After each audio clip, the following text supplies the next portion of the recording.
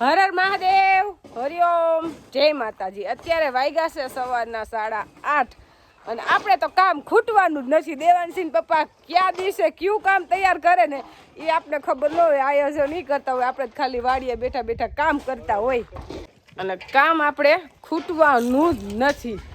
વેકેશનનું શું થાય, આપણે જો દેવાનસિંહ રૂહીને 15 તારીખે તેડવા જવાનું છે એટલે એ બેનું આવશે ને એટલે એમ કે હાલો મમ્મી વેકેશન કરવા, અને આપણે વેકેશન કરવા લગભગ તો જવા હે કે નહીં એ મને જ નથી ખબર। દેવાનસિંહ પપ્પા નક્કી કરે એ સાચું।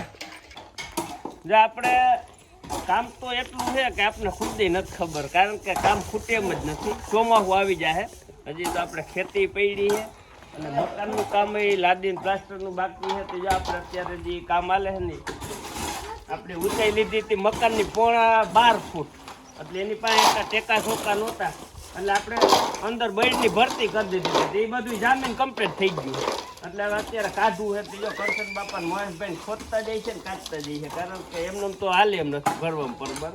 એટલે આ બધું એક ફર કરી રાખીને તો મહેશભાઈની અત્યારે હાજર છે।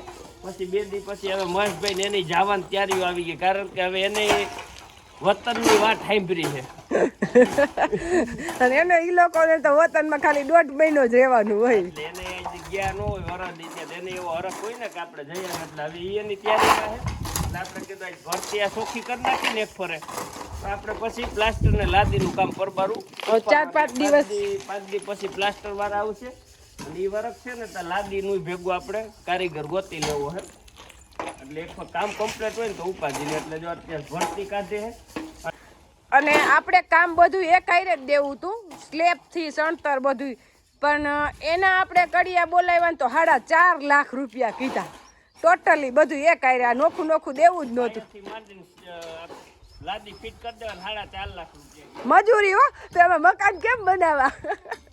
અલગ અલગ દીધું આપણે। હા, હવે આપણે લાદીનો કારીગર ની ગોતવાના છે, એટલે જો આપણા વિડિયા જોતા ને કોઈ કારીગર ધ્યાનમાં હોય તો આપણે કયો તો એ ભેગા ભેગું આપણે ચાલુમાં લઈ દઈએ, એટલે સોમો હવે તા થઈ જાય। 3.5 લાખ થી 3.25 લાખ જોહે નોખું નોખું દીધું, એટલે થોડીક આપણે મહેનત વધે કે નોખા નોખા માણસો ગોતવા પડે, પણ તો સામું પાછું લાદી મફત થઈ જાય ને, એ પૈસામાં આવી જાય ને એમ, એટલે નોખું નોખું દેવું પડ્યું। નકર પ્રશ્ન ઉદ્ભવે એક હારે કામ દઈ દેવાય ને, પણ અમારે એક હારે જ દઈ દેવું હતું, પડે તમને લાખેકનો ફાયદો થઈ જાય, એટલે જ નોખું નોખું દીધું એમ। નકર ભેગું દઈ દે તો ઉપાધિ આમ કાંઈ ન રહે, આપણે કામ ચાલુ ને ચાલુ રહે તો અત્યારે પ્લાસ્ટર થઈ ગયું હોત। જો બીજા નંબરમાં આપણે મરચાનું કામ ચાલુ છે, એટલે એમાંય નવરા નથી, અને મરચામાં હવે આપણે એવું છે કે આ છેલ્લો રાઉન્ડ છે, હવે આના પછી મરચાનો રાઉન્ડ નહીં આવે, એટલે જે કોઈને લેવાનું હોય તો આ રાઉન્ડમાં લઈ લે, પછી એમ ન કહેતા ગમે રહી ગયા। અને આપણા મરચા છે ને A1 ક્વોલિટીના, કાંઈ ઘટે નહીં ને એવા, એની લંબાઈ ને એનો કલર ને તમે જોવો ને તો તમને એમ થાય કે ના છે એમ, એક વેતના લાંબા મરચા। અને મરચું આપણે સારી ક્વોલિટીનું જ દરવાનું, જો આપણે મરચું ઉતરું છે અત્યારે એ ટેમ્પામાં ભરાઈ જાય છેલ્લી વીણીનું ઉહેડાનું, એવું મરચું દરવાનું નહીં, જે આપણે લેવા વાળા જોવા નથી આવતા પણ આપને ખબર છે, એટલે દેવાનસિંહ પપ્પા એમ કે નો ફાવે ને તો તમ તાર અમને કહી દેવાનું, અને કલરની ગેરંટી લે કે આખો વર્ષ એવો ને એવો રહે એમ।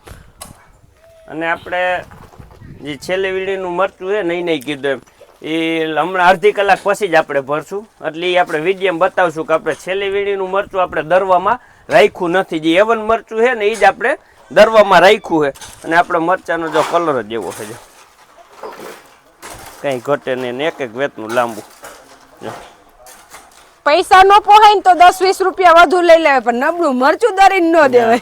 અને આમાં એક એટલે એક મરચું નબળું નંબરે અને ખરાબ નંબરે કે નંબરે કૂસો કે ડૂસો, કારણ કે આપણે કાલજી ઠેલવા ને મરચા એ ક્વોલિટી કરવા જ ઠેલવા, એટલે આમાં બધુંય કોઈ બગડેલ મરચું હતું, કોઈ કૂસો કસ્તર ડૂસો બધુંય સાફ કરીને રાખી દીધા। આ માલ અત્યારે છે ને 50 મણ છે, એટલે 50 મણ માલ આપણે છેલ્લો રાઉન્ડ, એટલે વધીને 15 દી થાય, 15 દીમાં આપણો માલ પૂરો થઈ જાય, પછી કાંઈ નક્કી ન હોય, જો વધારે ઓર્ડર આવે તો 15 દિન બદલે 10 દીમાં ખપી જાય, એટલે છે હવે આપણે હાવ છેલ્લો રાઉન્ડ, હવે આના પછી એક રાઉન્ડ આપણે લેવાનો છે નહીં, પછી આમાં ને આમાં સોમાં હું આવી જાય તો આ બધું કામ અટકશે, હજી કામનું આપણે સેટિંગ બધું કરવાનું છે, એટલે એટલે દેવાંશી પપ્પા કે હવે હે ને આ બધું વેચાઈ જાય ને એટલે બસ નહીં ઘણું ઘણું વેચી અને આપણે ઓર્ડર તો એવા ને એવા ચાલુ જ છે એટલે ઈ કઈ પ્રશ્ન નથી વયું જ જાહે પરબારું આ હોતન દડા હે એટલે આપણે ક્વોલિટી જોઈને જ બધાય લેશે ને ક્વોલિટીમાં ફેર આવશે જ નહીં જે બતાવી છે ને ઈ જ દડા હે નહીં કારણ કે આપણે કઈ દગો તો કરવો નથી જો આ નજર હમું જ છે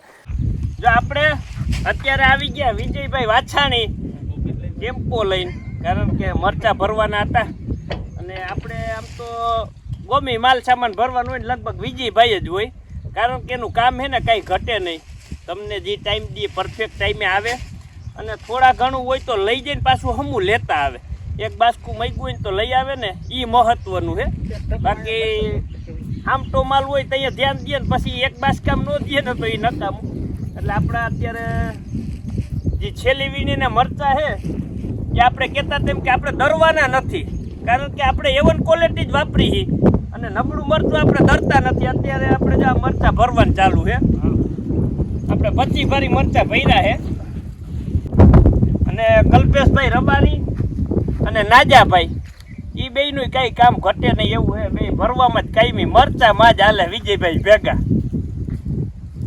કારણ કે 40-50 કિલોની ભારી લઈને હતરંગ સડી જવું એટલે એની કરામતને આપણે ધન્યવાદ દેવા પડે એટલે કોઈ પણ કામ સારું હોય એને વખાણ કરવા પડે પછી આપણે નથી કહેતા ઘા દુશ્મનનો વખાણાય એમ કામ તો આપણે કલ્પેશભાઈનું નાજાભાઈનું વખાણવું પડે એટલે મેં તો આપણે વાત કીધી કે આપણે મરચું છેલ્લી વીણીનું એની દરવાનું નથી એટલે આપણે મેજીમાં કીધું હતું કે અમે મરચું ટેમ્પામાં ભરશું નહીં તમને વિડીયામાં બતાવશું ને અત્યારે આપણે ભરાય છે નહીં બતાવ્યું લાઈવ કારણ કે આપણું એવન મરચું જ ધરાય છે એટલે મેન ખાસ તો એ જ બતાવવાનું છે આપણે કારણ કે અત્યારનું જે મરચું હોય ને છે જ ટૂંકું હોય અને વજનવાળું હોય એટલે કલર ઓછો રહે અને તીખાશ વધી જાય એની હિસાબે આપણે ડરતા નથી બાકી આમ તો મરચું સારું જ હોય ફૂગવાળું કે બગડી ગયેલું એવું ન હોય પણ આપણે તીખાશ ને કલર થોડોક નબળો રહે ને આપણે ગમે નહીં એટલે કલર તો છે ને આપણે આ મરચાંનો કંઈ કોમ નથી પણ છે ટૂંકું હોય છે કલર તેવો જ છે નહીં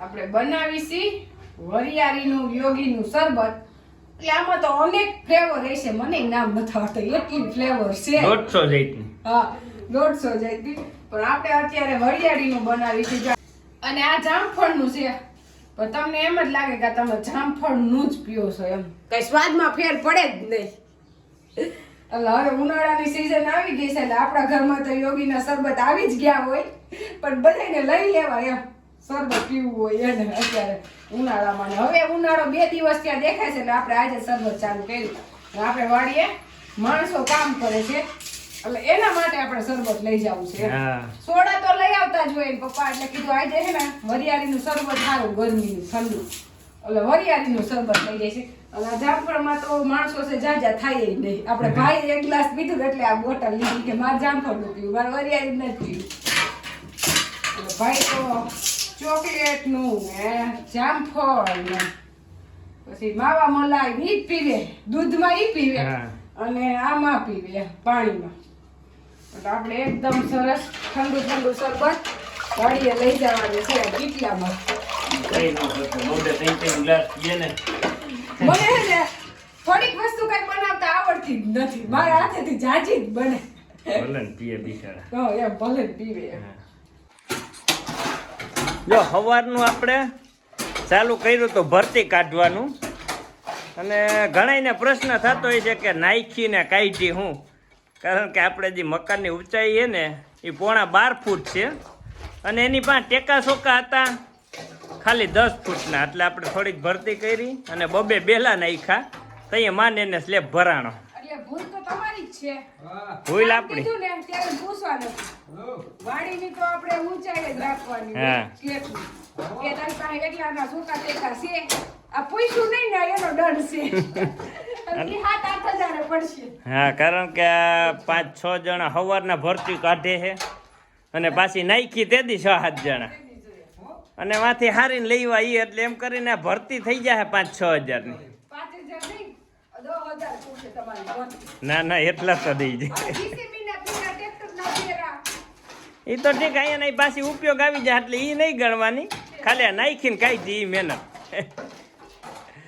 દેવાનસિંહ પપ્પાને તો બેહું હોરવે. કામ આવું હાથ કર્યું. મને તો હોરવે જ નહીં. મેં એને ઘરે બપોરે હુંય ન દીધા. મેં કીધું હાલો વાળીએ. કામ આલે છે કેમ બેહું એમ. આપણે બેહું હોરવે કે બપોર લગન મરચાં ડેર્યા. અને બપોર પછી આમાં કામ કરવા આવી ગયા એમ. એટલે આપણે આ રૂમ તો નીકળી જ ગયો. હા એમાં થઈ ગયું ચોખ્ખું તો સરસ ને ઊંચાઈ એવી છે આમાં જોવો તો. ઊંચાઈ કાંઈ ઘટે નહીં એટલી છે હવે આમાં ભરતી નીકળી ગઈ. હવે આપણે આવી ગયું આટલું ઊંચું રહે. હા 12 ફૂટ છે ઊંચાઈ ગયા વર્ષે લાદી નાખી. આવી આપણે ખબર હોય કે આવતે વર્ષે તો આપણે બની જાય બધી. હા 8 વર્ષ કે 7 વર્ષ એમ નામ રહ્યું. ગયા વર્ષે લાદી નાખી. આ વર્ષે પાછી લાદી નીકળી જાય. હવે લાદી આપણે બીજી નાખશું. આના નથી નાખી બધે એક કરતી નાખશું. કઈ નાખશું એવી નાખશું ત્યારે ખબર નાખશું કઈ બીજી એમ નહીં. આપણે વાડીએ ને વાડીએ હોય તોય છતાં આપણો ભીંડો થઈ ગયો મોટો. આમ તો ગઈઢો નથી થયો પણ મોટો થઈ ગયો છે. આપણે વાડીએ પાણી પીતું હોય એટલે તાજે તાજો જ છે. સિંગુ મોટી છે પણ તોય છે તો કૂણો. એટલે આપણે અત્યારે બનાવવાનું છે ભીંડાનું શાક. બાનો ફોન આવી ગયો કે કંઈક શાક હોય તો લેતા આવજો.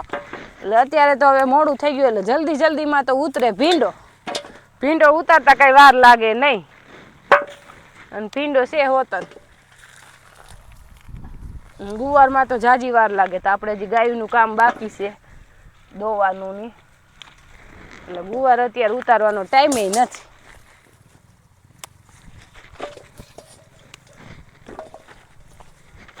ભીંડો તો ઘણો બધો થઈ ગયો છે જો. આમ ખડાઈ થઈ ગયું છે પાછું. આ પ્રશ્ન તો રે જ પાણી પીવે એટલે ખડ તો થઈ જ જાય. ભીંડો એક દી ઉતારવાનું ભૂલી જાવ ને એટલે સીધો આવડો મોટી સિંગુ થઈ જાય. પણ સિંગુ કૂણી છે જો.